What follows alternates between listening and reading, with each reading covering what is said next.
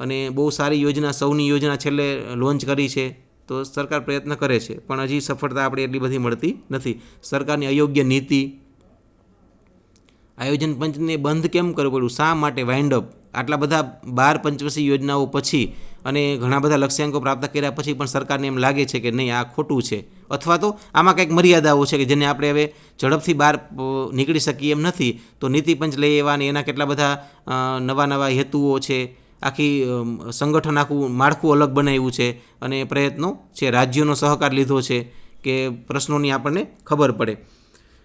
Technology કેવી છે, પછાત છે, પ્રમાણમાં આપણે સાવ પછાત છે એમ નહીં કહી શકીએ. ટેકનોલોજીમાં આપણે પ્રગતિ ઘણી બધી કરી છે, એમાં ઘણી બધી પ્રાઇવેટ કંપનીઓનો પણ ફાળો છે, છતાં પણ વિકસિત દેશોની તુલનામાં આપણે હજી ઘણું બધું બાકી છે કે જે વિકસિત દેશો કરી રહ્યા છે એમાં આપણે સફળતા પ્રાપ્ત કરવા માટે ખૂબ આગળ વધવાનું બાકી છે. બજારની મર્યાદા છે, માર્કેટ મર્યાદા, એટલા માટે કે સરકારની યોજનાઓ કલ્યાણલક્ષી હોય છે, કલ્યાણલક્ષી યોજનાઓને પરિણામે જ કેટલીક મર્યાદાઓ આપણી સામે આવે છે.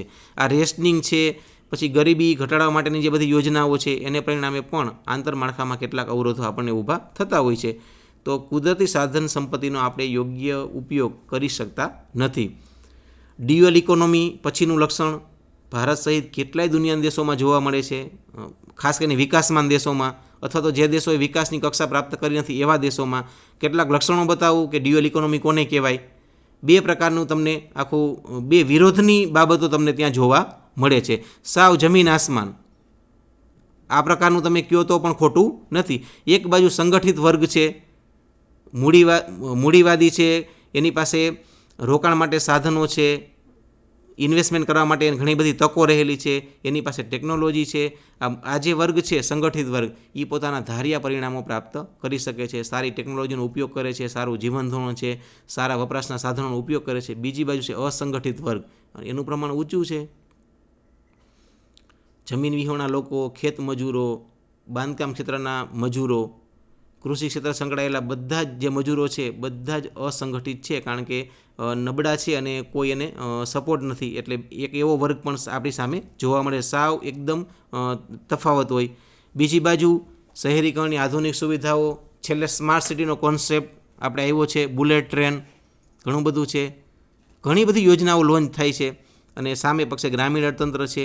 2011માં આપણે સ્વીકારવું પડ્યું કે ભારત ગ્રામીણ અર્થતંત્ર ઉપર આધારિત દેશ છે, આપણે આશ્ચર્ય ત્યાં છે. અને મને લાગે 2021માં આપણે એમ જ કહેશું છેલ્લે કે ગ્રામીણ અર્થતંત્ર વગર આપણો વિકાસ થવાનો નથી. અને હમણાં છેલ્લે જે બધી સગવડતાઓ આપવાની વાત સરકાર કરે છે અને પ્રયત્નો પણ સારા કરેલા છે કે ગ્રામ પંચાયતોનું માળખું સુદૃઢ બનાવવું, ત્યાં બધી સુવિધાઓ આપવી, એને ઇન્ટરનેટ દ્વારા જોડવા, અને વાઈફાઈ કનેક્શનો અથવા તો વિડીયો કોન્ફરન્સ કરવું, જે કાંઈ નવા પગલાઓ છે ગ્રામીણ વિકાસના જ છે, એલપીજી ગેસના કનેક્શનો, આ તે જે કાંઈ આપવું એ બધા ડેવલપમેન્ટ માટેના જ છે. પણ શા માટે?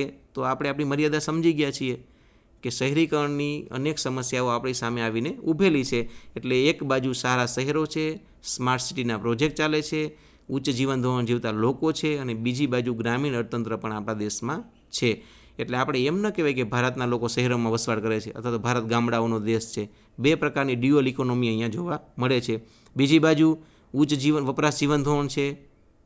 તમે માનો ને કે આર્થિક વિકાસના જે તબક્કાઓ બતાવેલા છે અર્થશાસ્ત્રીઓ આપણને, WW રોસ્ટોવે, એમાં જે 5મો છેલ્લો તબક્કો છે ઉચ્ચ વપરાશ ધોરણનો તબક્કો, તો એમાં પણ કેટલાક લોકો ભારતના પહોંચી ગયા છે. એવું નથી કે આપણી બધી વસ્તી પછાત છે, આવકો જ નથી.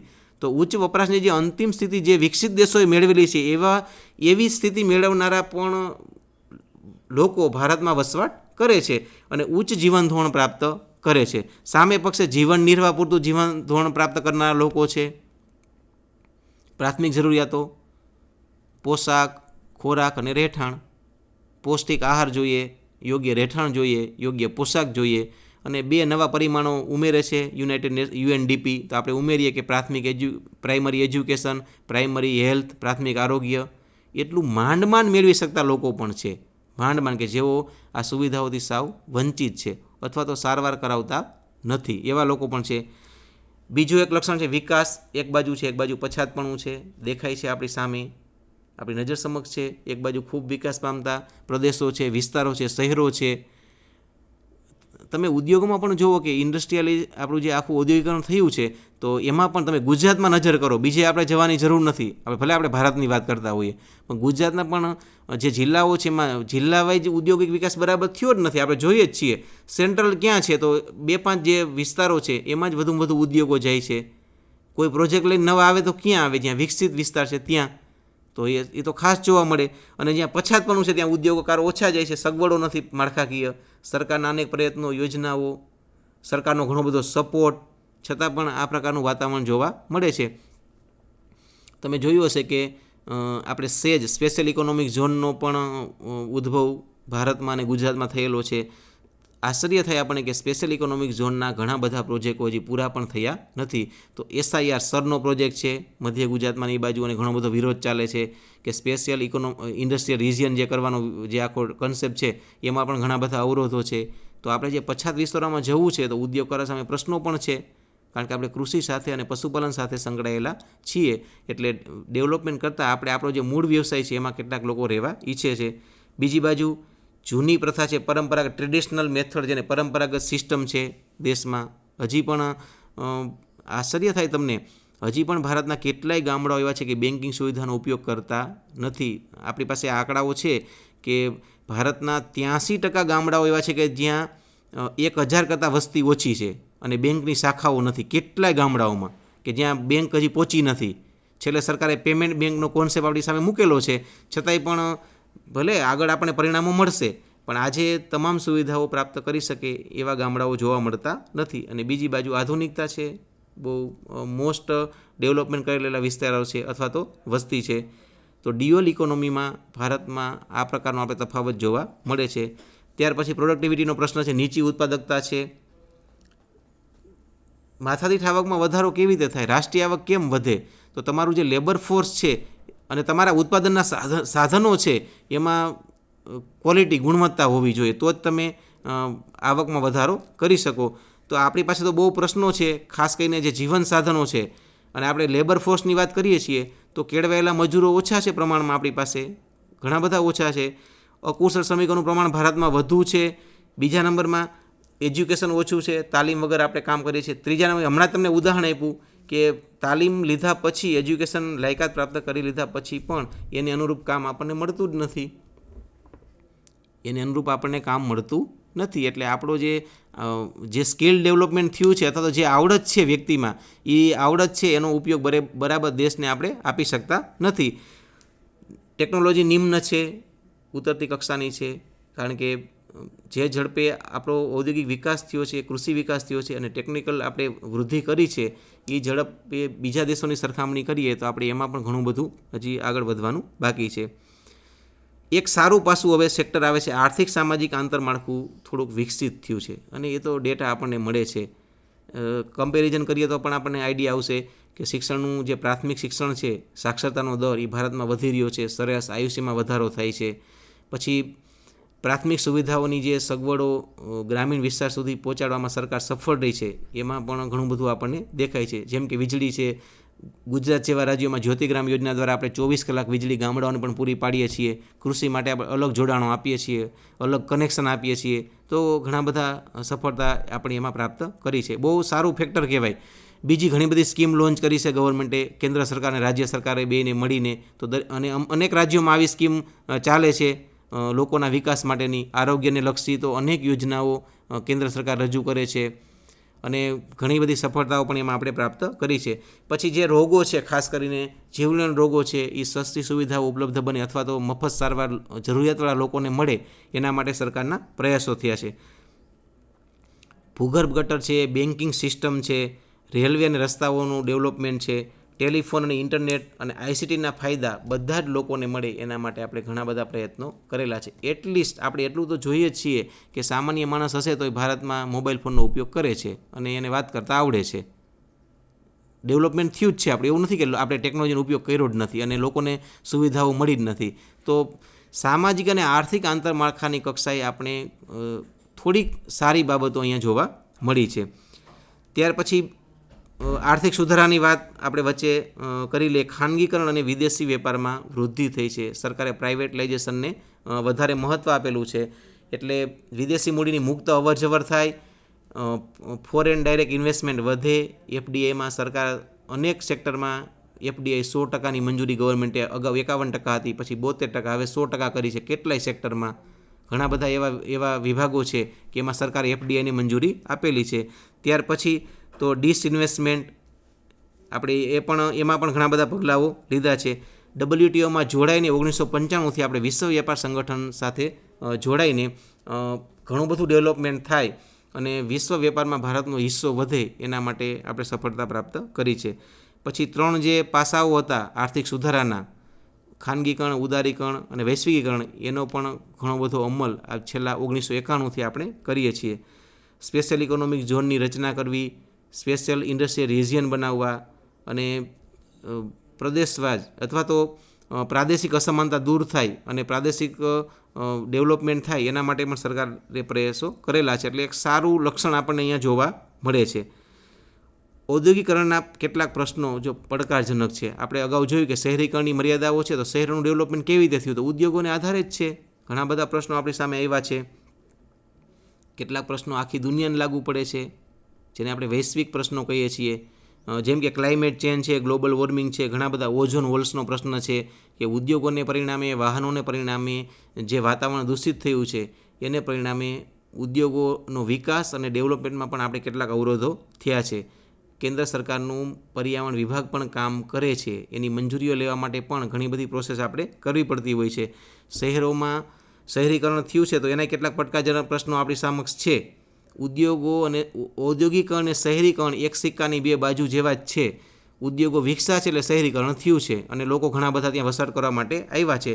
તો ભારતમાં હમણાંના જ આંકડાઓ છે કે ભારતના શહેરોમાં ઘર વગરના લોકોનું પ્રમાણ છે 8 કરોડનું છે. એટલી જનસંખ્યા તો ઘર વગરની રહે છે જે ભારતના શહેરોમાં વસવાટ કરે છે. મોટો પ્રશ્ન એગ્રીકલ્ચરનો છે. ઔદ્યોગિકરણ અને શહેરીકરણ થયું છે એટલે કૃષિની જમીનમાં ઘટાડો થાય છે.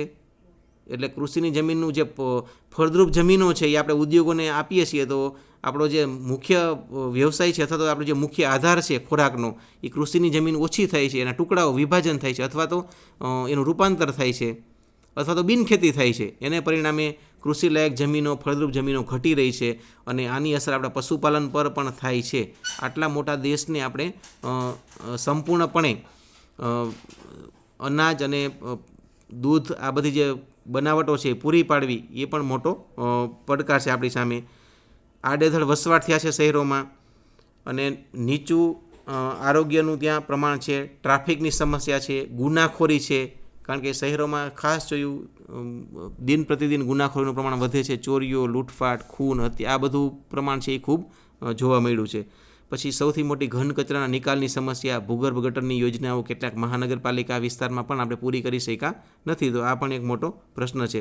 આડેધડ વસવાટને પરિણામે, ઝૂંપડપટ્ટીની સમસ્યાને પરિણામે જે ઝડપે શહેરો, તંદુરસ્ત શહેરોનો વિકાસ જે થવો જોઈએ, આપણો જે સ્માર્ટ સિટીનો પ્રોજેક્ટ છે એના જે હેતુઓ છે એમાં જે આયોજન આપણે કરેલું છે એવો તંદુરસ્ત વિકાસ છે એ આપણે કરી શકતા નથી, એની મર્યાદાઓ છે.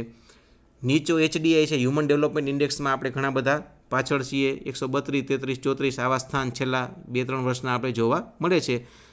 યુનાઇટેડ નેશન ડેવલપમેન્ટ જે છે UNDP, એ દર વર્ષે આ જે ઇન્ડેક્સ બહાર પાડે છે એમાં ભારતનું સ્થાન 132 કે 33, 34 એની આજુબાજુમાં રહીએ છે. ઘણા બધા આપણે એમાં નીચા છીએ. શા માટે? શિક્ષણ ઓછું છે, તાલીમનો અભાવ છે, જીવન ધોરણ નીચું છે અને આરોગ્યલક્ષી જે સુવિધાઓ છે એ પણ અહીંયા ઓછી છે. 14મું લક્ષણ છે આપણે જે જોઈએ છે પ્રદૂષણનો પ્રશ્નો. એ તો અગાઉ આપણે ઉદ્યોગોની વાત કરી જ છે કે ઉદ્યોગોને પરિણામે અને આડેધડ શહેરોના વસવાટને પરિણામે આપણે એક ઉદ્યોગોના વિસ્તારો અલગ ને રહેઠાણ વિસ્તાર અલગ એવું આપણે હવે કરી શકતા નથી. બહુ મોટો પ્રશ્ન ઊભો થયો છે. લોકો વારંવાર વિરોધ કરે છે કે હવે અમારે વસવાટ માટે ક્યાં જવું. આ એક બહુ મોટો પ્રશ્ન છે. તમે જોજો કે આપણા જે મેગા સિટી સરકાર ત્યાં જે વાત કરે છે કે આને સ્માર્ટ સિટી બનાવવા છે, તો એવા શહેરોમાં પણ વચ્ચે ઉદ્યોગો ચાલે છે. તો સ્થળાંતરનું શું? અને એક બાજુ વસવાટ કરવો કે ઉદ્યોગોનો વિકાસ કરવો, આ બહુ મોટો પ્રશ્ન આપણી પાસે. પ્રદૂષણના પ્રશ્નો છે, વાહનની સંખ્યા વધી છે, ઉદ્યોગો વધ્યા છે એટલે હવાનું પ્રદૂષણ છે, નોઇઝ પોલ્યુશન, અવાજનું પ્રદૂષણ વધી ગયું છે, global warming, acid rain, ozone walls, આ બધી અસરો આપણને જોવા મળી છે. એક બહુ ગંભીર પ્રશ્ન મૂક્યો છે બ્રેન ડ્રેઇન. એટલે બ્રેન ડ્રેઇન શું છે કે જે સ્કોલર અથવા તો જે બહુ એકદમ સારી કક્ષા પ્રાપ્ત કરેલો વ્યક્તિ, તાલીમ લીધેલો વ્યક્તિ, એ ડૉક્ટર હોય કે એન્જિનિયર હોય કે વકીલ હોય કે ટીચર હોય, જે હોય તે, તો આવા જે લોકો છે એ ભારત કરતાં વિકસિત દેશોમાં એને સારી સફળતાઓ મળે છે. આપણા સારા સંશોધકો, આપણા સારા સ્કોલર, આપણા સારા રિસર્ચ કરવાવાળા શા માટે વિદેશમાં જઈને વસવાટ કરે છે? તો અહીંયા સારી સુવિધાઓનો એને અભાવ લાગે છે, એટલે પોતાને બીજા દેશમાં, આપણા કરતાં વિકસિત દેશોમાં જ્યાં સારી સુવિધાઓ છે ત્યાં આવા લોકોનું જવાનું પ્રમાણ ઘણું બધું છે. એટલે આપણી મોટી સમસ્યા આ છે કે આપણા દેશમાં જે કુશળ અને એક્સપર્ટ અથવા તો જે દેશ માટે કંઈક કરી શકે એવા લોકો છે, એવા લોકો જો વિદેશમાં જઈને વસવાટ કરે તો બ્રેન ડ્રેનની સમસ્યા છે. એવા લોકોને આપણા જેવા દેશોમાં સારી સુવિધાઓ પ્રાપ્ત થાય એવા પ્રયાસો આપણે કરવાની જરૂર છે. તો ડેવલપમેન્ટ કન્ટ્રીમાં જે લક્ષણો છે એ લક્ષણોમાં આપણે આ બધી ચર્ચાઓ કરી છે. એ સિવાય પણ ઘણા બધા પરિમાણો આપણી સામે આવ્યા છે. HDIની આપણે વાત કરીએ તો ભારતનું સ્થાન મેં કીધું કે ભાઈ ઘણું બધું. બીજું એક વર્લ્ડ હેપીનેસ ઇન્ડેક્સ છે 2016, ખાસ કરીને વર્લ્ડ હેપીનેસ ઇન્ડેક્સ, સુખાકારી આંક, વિશ્વ સુખાકારી આંક 2016 બાદ પડ્યો છે. એમાં ભારતનું સ્થાન 118મું છે કે આપણે આપણી પાસે સુખ કેટલું. જોકે સુખની વ્યાખ્યા આપવી તો અઘરી છે, પણ જેને આપણે સુખમાં ગણીએ છીએ, પ્રાથમિક સુવિધાઓને, સુખ સગવડ યુક્ત જીવનને, એના આધારે આ ઇન્ડેક્સ બહાર પડેલો છે. એમાં પ્રથમ ક્રમે ડેનમાર્ક છે, બીજા ક્રમે સ્વિટ્ઝરલેન્ડ છે, અને ભારતનું સ્થાન 118મું છે કે વર્લ્ડ હેપીનેસ ઇન્ડેક્સ 2016.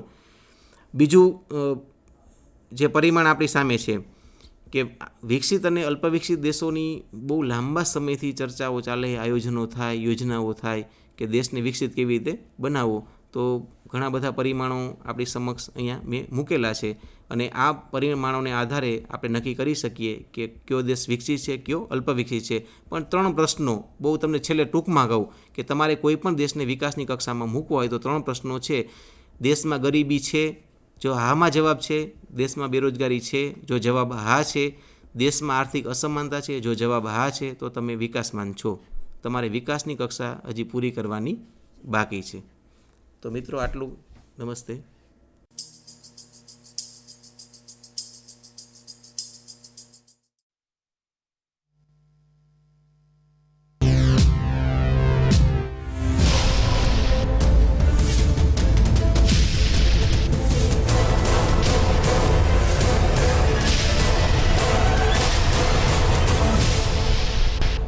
संधान